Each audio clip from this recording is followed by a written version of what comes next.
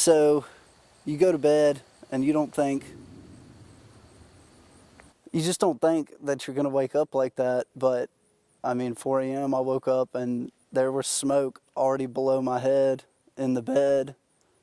I wasn't even awake inside of the house 15 seconds before I had already checked the door, knew the door was hot, and had turned to the window, thankfully, which was already cracked, it being a nice night. I was able to pull open the window, and I put my feet through, and I reached for the edge of the window, but I guess I missed it. I fell, and I landed bad, and now I'm out of work 6 months, maybe, and smoke. All I saw was smoke. I feel like my lamp was on in the corner. All I remember was a faint glow and black smoke.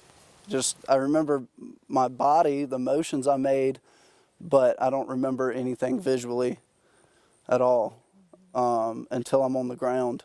And then I could see the back of the house. The front door was open and I could see the back of the house was totally in flames.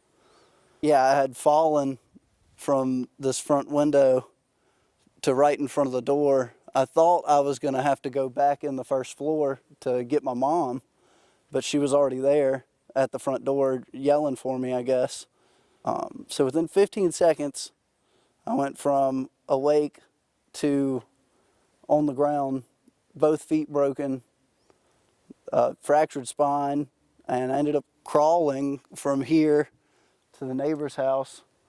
911 had already been called, and I mean the fire department was here before I made it from where I fell to the neighbor's house. Yes, I literally crawled hands and knees in my underwear from the front porch there to over here. And I tried to stand up, but yeah, once I got in a seat over there and sat down, and I couldn't stand back up. Just thank God I'm grown. You know, if this has happened to a kid, I mean, I'm sleeping through the night now, but like the first 10 days, I was awake every hour and a half. I'd jump awake and, I mean, just be terrified for even a split second. I mean, I'd calm right back down, but I mean, I can't imagine this happening to somebody who maybe doesn't know how to deal with this kind of thing. If I was older and I hit the ground like that, or if I was heavier and hit the ground like that, there's just no telling. I could have much serious injuries. I'm really lucky that I even woke up to make it out. 6 months doesn't sound so bad, you know, it kind of flies by anyways. It's just getting through the doctor's appointments, hoping they keep telling me good news. So I fractured my left tibia right at the ankle. My left heel is fractured. It doesn't need to set or anything, so I'm not in a boot on my right foot. I've fractured my L1 vertebrae in my back. It is a burst fracture. A lot of times when that happens, you can have a bruised spinal cord or something to that effect. I was lucky enough to not have to deal with those things. She's just trying to do everything she can as far as with insurance and everything to just keep everything going. She's a substitute teacher. She hasn't been back to work just yet. Hopefully she'll go back to work Monday and things will start evening out some.